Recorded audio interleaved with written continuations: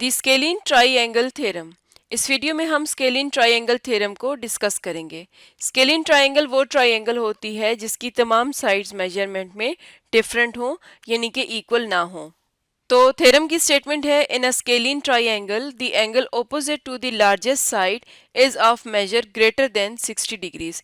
यानी कि अगर हमारे पास एक स्केलिन ट्राइएंगल है, हम यहाँ पर कोई भी एक ट्राइएंगल कंसीडर करते हैं जिसकी साइड्स आपस में बराबर ना हो।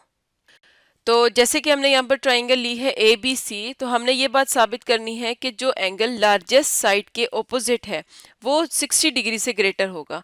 तो जैसे कि हम यहाँ पर अगर ये कह दें कि ए सी साइड लार्जेस्ट है, तो इसके सामने जो एंगल ये वाला है एंगल बी, ये 60 डिग्री से ग्रेटर होगा। ये बात हमने साबित करनी है।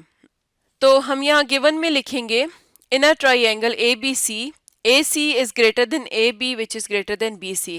हम कोई भी तीन साइड्स इसकी लेके ये बात कह सकते हैं कि उसमें एक साइड सबसे ग्रेटेस्ट है, उसके बाद एक दरमियान में है और एक सबसे शॉर्टेस्ट है, लेकिन इसकी तीनों साइड्स आपस में लेंथ में बराबर नहीं होती। तो हमने यहाँ पर साइड AC को ग्रेटेस्ट लिया है, तो हमने ये बात साबित करनी है कि एंगल ABC क्या होना चाहिए, 60 डिग्री से ग्रेटर होना चाहिए। तो हम टू प्रूव में लिखेंगे, measurement of angle B is greater than 60 degrees. तो अब थ्योरम का प्रूफ स्टार्ट करते हैं। इस तरह का एक टेबल बना लेंगे जिसमें हम स्टेटमेंट्स और रीजंस लिखेंगे। तो हम ट्राइंगल ABC में ये बात जानते हैं कि साइड AC AB से ग्रेटर है।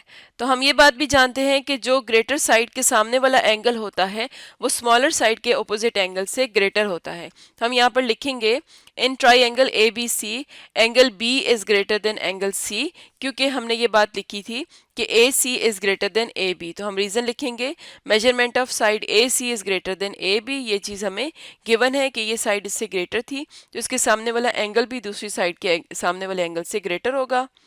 इसे हम इक्वेशन नंबर 1 कह देते हैं।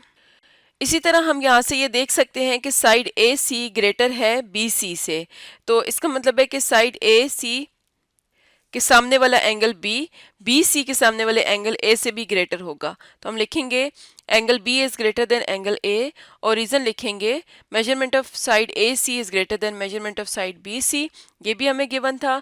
इसे हम इक्वेशन नंबर 2 कह देते हैं। तो इक्वेशन 1 और 2 को अगर हम कंपेयर करें तो हमें यहाँ से ये बात समझ आती है कि एंगल B एंगल C से भी ग्रेटर है और एंगल A से भी ग्रेटर है।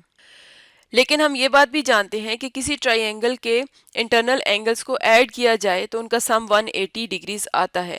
तो हम लिखेंगे, but measurement of angle A plus measurement of angle B plus measurement of angle C is equal to 180 degrees, और रीजन लिखेंगे, sum of angles in a triangle is equal to 180 degrees.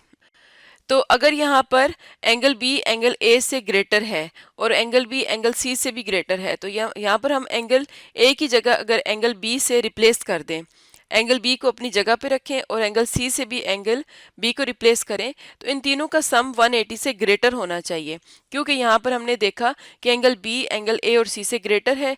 तो अगर angle A और C की जगह angle B को रखेंगे तो वो 180 डिग्री से ग्रेटर होगा। इसकी रीज़न हम लिख देंगे फ्रॉम इक्वेशन 1 एंड 2। तो जब हम इन तीनों एंगल्स को ऐड करेंगे तो ये आ जाएगा 3 times measurement of angle B is greater then 180।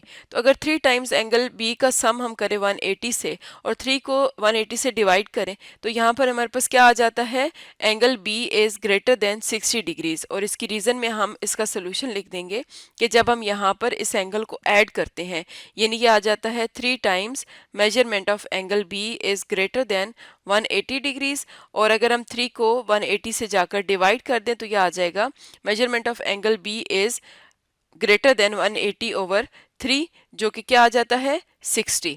तो इसका मतलब है कि यहाँ से हमने ये बात साबित कर ली है कि measurement of angle B is greater than 60 degrees, और इसकी रीज़न लिख देंगे कि 180 divided by 3 is equal to 60 degrees. तो इस तरह से हमने देखा कि अगर हमारे पास कोई स्केलिन ट्राइंगल हो और उसमें हम जानते हैं कि तीनों साइड्स का आपस में जो लेंथ होती है वो डिफरेंट होती है, तो जो सबसे लार्जेस्ट साइड होगी उसके सामने वाला एंगल बाकी तमाम एंगल से एक तो ग्रेटर होगा और इसके अलावा वो 60 डिग्री से भी ग्रेटर होगा। तो इस तरह से हमने ये चीज़ देखी। तो आज का हमारा टॉपिक था द स्केलिन ट्राइंगल थ्योरम।